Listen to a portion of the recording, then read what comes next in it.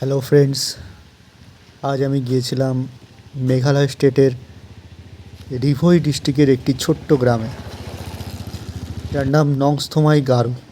এটি বেসিক্যালি গারো জনগোষ্ঠীদের একটি গ্রাম, আর এই গ্রামটা আসাম ও মেঘালয়ের বর্ডার এরিয়াতে অবস্থিত।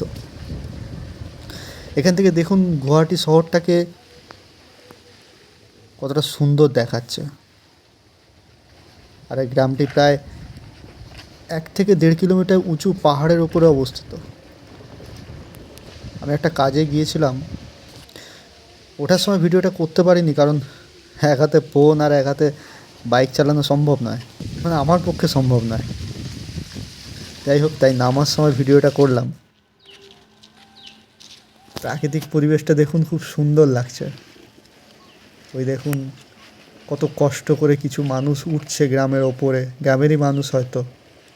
এখানে ওঠা নামা খুব কষ্টকর, নামাটা অতটা কষ্টকর নয়, কিন্তু ওঠা ভীষণ কষ্টকর। প্রায় 1 থেকে 1.5 কিলোমিটার পায়ে হেঁটে ওঠা।